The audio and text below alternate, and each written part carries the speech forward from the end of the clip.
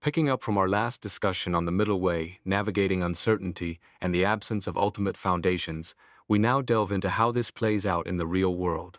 We're looking at the dynamic interplay between what cognitive science tells us and what direct human experience reveals. This isn't just an academic exercise. It's about understanding the ethical implications of realizing there's no solid ground beneath our feet, especially when that realization often leads people towards a rather bleak view known as nihilism. Think about it. In modern society, we've kind of outsourced our trust in our own senses and experiences. We turn to science for answers. What is the world? Who am I? If a genuine cognitive science, one that actually listens to experience, emerges, it could shake things up. Imagine a feedback loop. A scientist, through rigorous practice or insight, experiences a mind operating without a fixed eye. This becomes a scientific theory. Then, armed with this theory, they observe their own experience more closely and realize, despite all the mental gymnastics to hold on to a self, there's no actual you there in the raw data. The natural curiosity kicks in. Okay, so why does it feel like there's a coherent me if there isn't? Maybe mechanisms like emergence or complex neural networks create this illusion. The hope is this understanding could help us see the cause and effect of clinging to this I, potentially giving us the tools to let go. As our awareness expands beyond just the self, encompassing relationships and mental processes, we might grasp that both the mind and its perceived objects lack a final, independent foundation. So the scientist, having glimpsed this codependent lack of foundation, asks the next question. How can we even imagine this relationship mechanistically? What's the engine driving this? Our proposed mechanism is an active cognition. Think of it as a metaphor made tangible, a way to picture this fundamental lack of a solid base. It uses the image of structural coupling, where organism and environment influence each other over time, constantly adapting, drifting together. The idea is that if we can get this concept, this embodied understanding of foundationlessness, into the mainstream scientific community and society at large, it might start to loosen the grip on both extreme objectivism and subjectivism. It could pave the way for a richer dialogue, a real conversation between the lab coat and the lived experience. This whole process, this circle we've been tracing, really highlights the circular nature of the reflective scientist's own mind, something we touched upon right at the beginning. But what's the central pivot point? Its embodiment, or what we call corporization, following Merleau-Ponty. This isn't just about the physical body, though that's part of it. It's deeper. The body is the very fabric of our lived experience, the context within which all cognition happens. So, how do we bridge the gap between these two worlds, cognitive science and meditative experience? By systematically putting side by side descriptions of experience drawn directly from meditation practice, with descriptions of cognitive architecture derived from scientific research. It's about finding common ground in the embodied reality. Why is this focus on embodiment so crucial? Because it offers a path between two rather unhelpful extremes. On one hand, you have the absolutists in cognitive science, various flavors of realism, all agreeing that cognition is basically about representing a pre-given world to a pre-given subject. Easy to spot, but then there's the other extreme, the nihilist stance. This one's trickier, less obvious. It pops up when cognitive science reveals the non-unity of the self. The I isn't a neat singular entity, but then conveniently ignores the possibility of transforming human experience based on this insight. Think of some critiques of Jackanoff or Minsky we discussed earlier. Interestingly, while we've spent less time on it, this nihilistic tendency is arguably more symptomatic of our current cultural predicament than the old-school objectivism. It's the shadow side of the same coin. So how does this nihilism actually arise? It's not typically born from a deep-seated belief in nothingness. Instead, it's usually a reaction to losing faith in objectivism. Think of it like this: objectivism gave us a sense of stability, a reliable map of the world. When that map proves unreliable, the reaction can be extreme. In cognitive science, consider the discovery of a mind without a unitary I.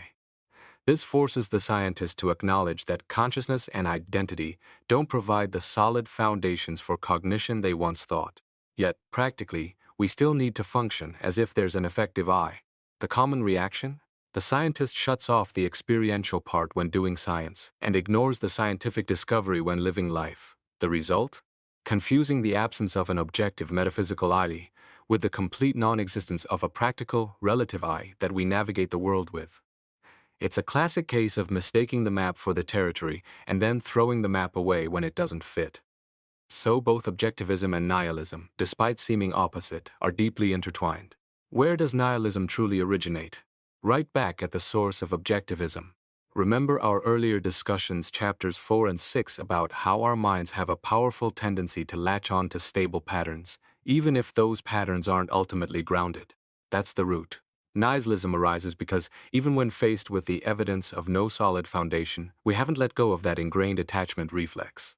It's so strong that the mere absence of solid ground gets immediately reified, solidified, into the perception of an objective abyss. This act of turning the lack of foundation into a new kind of absolute nothingness is the core of nihilism. It's a refined form of objectivism, where the negation itself becomes the new, supposedly objective reality. So, while they lead to different places, they share a common ground in the structure of the mind and its attachments. Interestingly, Buddhist philosophy also points to this shared origin of objectivism and nihilism. It challenges the notion that grappling with nihilism is solely a modern Western problem. While individuals, or even commentators within Buddhism, can sometimes slip into nihilistic despair, the tradition itself never fully developed or institutionalized around it. Today, however, nihilism is a palpable issue globally, not just confined to the West. This is where resources from traditions like Mahayana Buddhism become incredibly valuable for navigating the lack of foundation revealed by modern science. Recognizing this means we can't rely on simplistic East-West dichotomies anymore. We need to engage with other traditions, especially those that have wrestled with distinguishing the nihilistic void from the liberating emptiness of the middle way. This resonates strongly with Heidegger's call for planetary thinking, acknowledging that neither European nor Eastern thought alone can build the future we need. A genuine dialogue is essential. Our guiding metaphor is simple: a path only exists when you walk it. Our first step, therefore, is to confront the lack of foundation inherent in our scientific culture and learn to embody that emptiness, that sunyata. A key figure who exemplifies this bridge building is the Japanese philosopher Nishitani Keiji. He was deeply rooted in Zen practice, familiar with the open awareness of presence fullness, yet simultaneously studied under Heidegger, understanding European philosophy and the need for planetary thinking. His work attempts precisely this planetary synthesis. Nishitani's insights are particularly illuminating for understanding why we keep bouncing between these subjectivist and objectivist poles. Nishitani traces this endless oscillation back to any philosophical stance that starts with what he calls the field of consciousness. This is the setup where you have a world out there, objective and pre-given, and a subject in here, also pre-given, somehow managing to connect with that world. The immediate problem: how do you bridge that gap? As we know, the subject can't magically jump outside their own perceptions to see the world as it truly is. So, inevitably, the objective world becomes whatever the subject represents it as being. Nishitani puts it starkly: the supposedly objective mode of being is just defined by how it appears to us. And if that's the case, subjectivity becomes just as shaky. The knowing subject can represent themselves, becoming an object of thought. Suddenly the Ali is both the objectified knower and the subjectivized known. It's a mess. The whole subject-object distinction starts to look unstable and illusory. Here's where Nishitani's Zen influence perspective shifts. He argues that recognizing the fundamental instability, the lack of foundation, of this subject-object split is actually a way out of the field of consciousness. It's not about abandoning the dualism like you know exactly where you're going. Rather, it's seeing the sheer arbitrariness and futility of swinging between poles that have no real anchor. Attention, instead of trying to pin things down, aims to bear this lack of foundation. Following the pragmatic intention of practices like open awareness, this bearing has profound existential consequences. Understanding that we're not standing on solid ground, that everything arises and passes without a fixed base, changes how we live. It's not just intellectual comprehension, it's realizing the lack of foundation, transforming existence itself into a state of questioning, doubt, uncertainty. In Zen, this fundamental uncertainty arising from seeing through the illusion of solidity is called the great doubt. Unlike Cartesian doubt, which is a mental exercise within the field, this great doubt points towards impermanence and marks a deep existential shift. Now, how does Nishitani relate to Nietzsche? Nietzsche saw nihilism as the result of realizing cherished values are baseless, yet needing them to live. He famously declared the death of God, symbolizing the collapse of ultimate reference points. His solution? overcome it by embracing the lack of foundation through concepts like eternal recurrence and the will to power. Nishitani deeply respects Nietzsche but argues he didn't quite go far enough. Why? Because Nietzsche, in trying to overcome nihilism, still clung to the very attached mindset that creates both objectivism and nihilism in the first place. Affirming the lack of foundation via the will to power, however grand, still implies a search for a central meaning or power. Nishitani's diagnosis is even sharper. The real issue is that Western thought lacks a tradition for working pragmatically with lived cognition and experience. Psychoanalysis comes close, but often stumbles. Our current scientific culture is just starting to hint at ways to approach experience gradually, allowing us to transform our attachment to foundations. Without practical methods for changing everyday experience, especially in science, humanity remains stuck in that impossible choice between objectivism and nihilism. So, when Nishitani says Western thought gets stuck, he's not saying we should wholesale adopt Buddhism. Rather, he suggests we need to arrive at an understanding of this intermediate way, this sunyata, starting from our own cultural assumptions. And what are those assumptions? Primarily, they're shaped by science. We live in a scientific age. Therefore, following Nishitani's lead, we build a bridge between cognitive sciences and the practice of presence fullness or open awareness. Crucially, to make this work in a scientific context, we need to reconceptualize science itself, seeing it not as needing ultimate foundations, but as something that operates beyond them. By developing the inactive approach, following the logic of cognitive science research, we aim to show that commitment to science doesn't inherently mean buying into either objectivism or subjectivism. Traditionally, objective science tried to stay neutral on ethics. But today, that neutrality is increasingly questioned. The need for planetary thinking pushes us to look at this lack of foundation, whether in science or direct experience, within its full human context. This raises a critical question. Hasn't the eye traditionally been seen as the bearer of moral responsibility? If we challenge the very idea of a solid eye, what are we unleashing? This worry, the text suggests, stems partly from the West's difficulty in analyzing the eye and its consequences, like selfishness, experientially. Conversely, the Buddhist tradition places the ethical dimensions of ego and non-ego right at its core. So, let's consider, what can this tradition of presence fullness or open awareness offer the social sciences, particularly regarding the best aspects of human action? Let's look at a classic example that really bugs socially concerned researchers, the tragedy of the commons. Picture several shepherds sharing pasture land. Each shepherd knows adding more sheep benefits them individually, while the cost of overgrazing is shared by everyone. So rationally, each increases their flock. The result? Everyone overgrazes, destroys the commons, and nobody benefits. The social scientist's headache is figuring out how rational actors can cooperate to save the shared resource. This grim parable perfectly encapsulates a long-standing view in modern thought about the self, what the text calls the economic view of mind. This economic view assumes the primary goal of the eye is gain, maximizing rewards, minimizing costs. Think Hobbes' state of nature. The despot grabs until nothing is left. Obviously, we need constraints, laws, social norms, internalized values, psychological checks. A major theoretical tool across many fields, psychology, economics, sociology, is social exchange theory. It basically treats all human activity, individual or group, as a series of cost-benefit calculations. Even altruism, helping others, is often framed in terms of some personal utility derived from it, maybe feeling good, maybe gaining social credit. This economic lens seems to underpin much of how we understand ourselves and others. But does this economic view actually hold up when we look closely at our own experience? People trained in mindfulness or open awareness practices often report something interesting.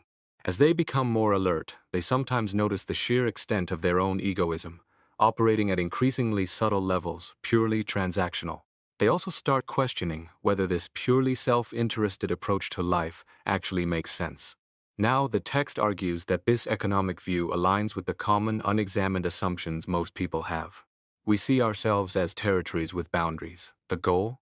Get goodies in, bad stuff out, pay the least possible price. Since good stuff is scarce, we're all competing.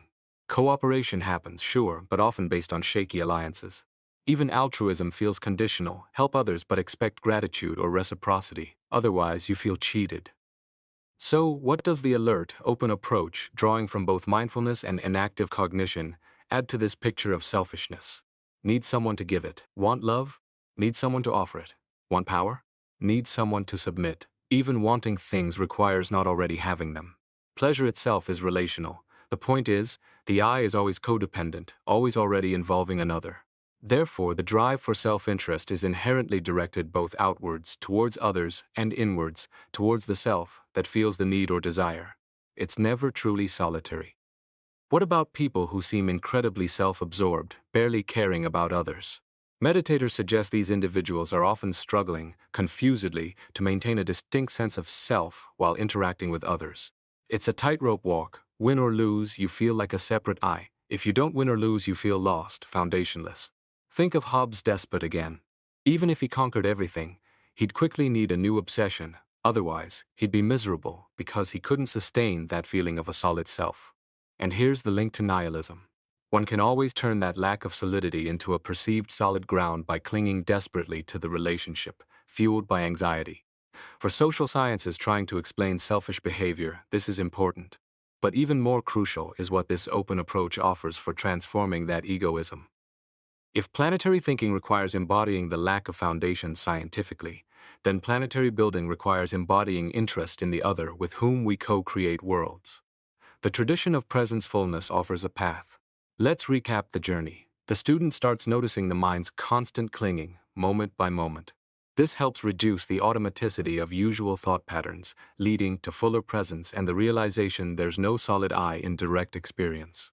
This can be unsettling, tempting one towards nihilism, the reflexive grasp turning absence into a solid void. But with continued practice, as the mind relaxes into open awareness, a different quality emerges: warmth, inclusivity. The combative, self-interested mindset can give way to genuine interest in others. We're naturally oriented towards others, even in our negative traits. We feel warmth towards family and friends. Practices like generating loving kindness cultivate this impartial warmth. Interestingly, the tradition suggests that a full understanding of sunyata, emptiness, cannot occur without this underlying warmth. This leads to the Mahayana emphasis not just on emptiness, but equally on compassion, karuna. Nagarjuna famously stated the essence of Mahayana teaching is vacuity and compassion, sometimes phrased as emptiness filled with compassion.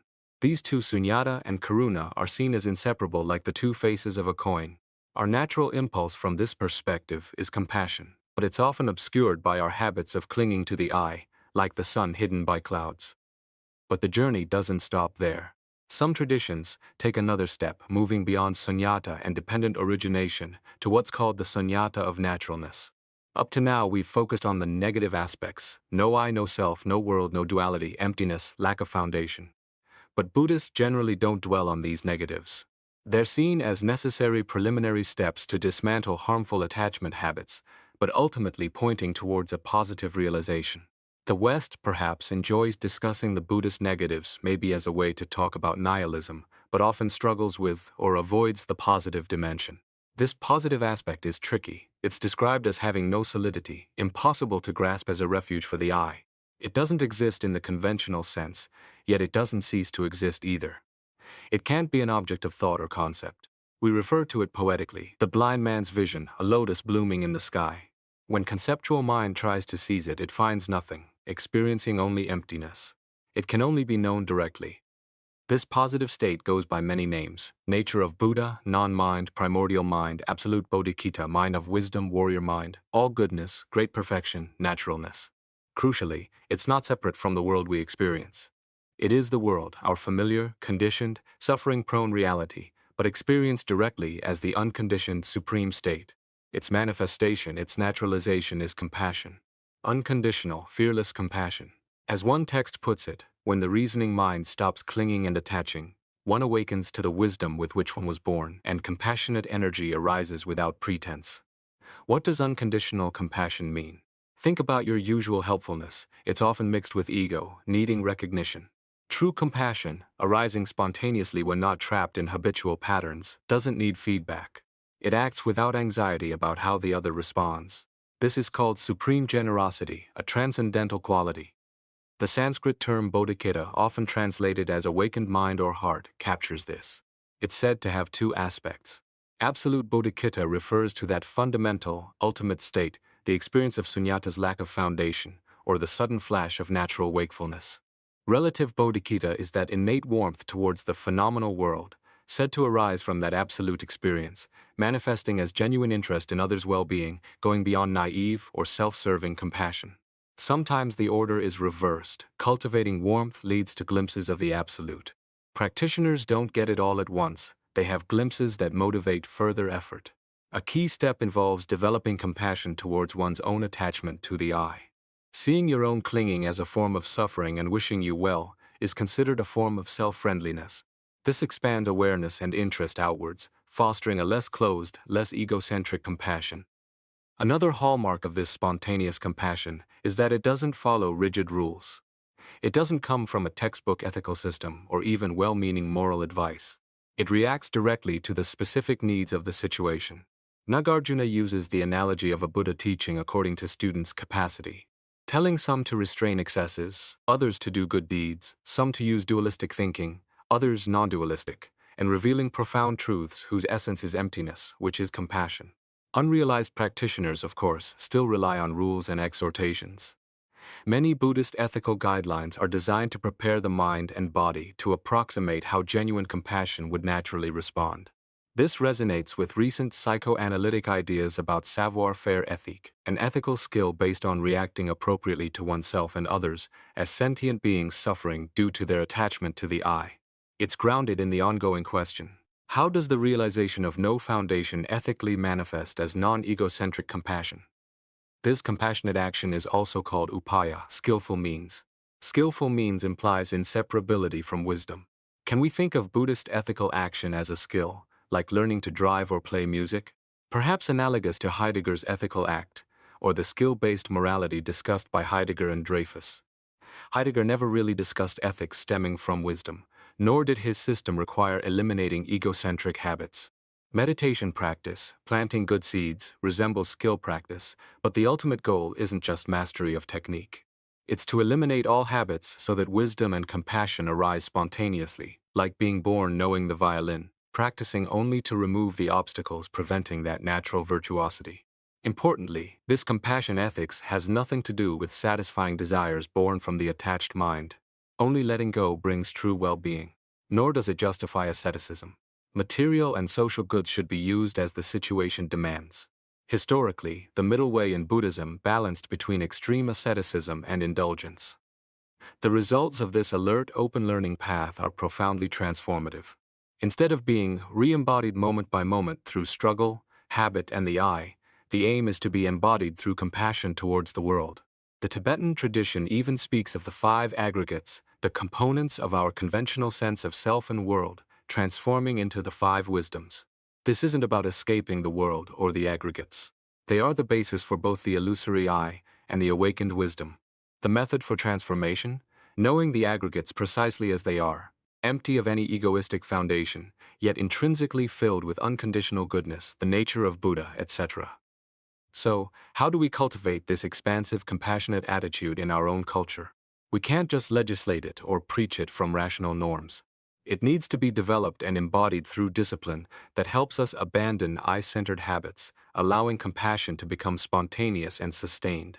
Rules are still necessary in the relative world, but if they aren't informed by wisdom that allows them to dissolve into appropriate reactions to lived situations, they become sterile obstacles.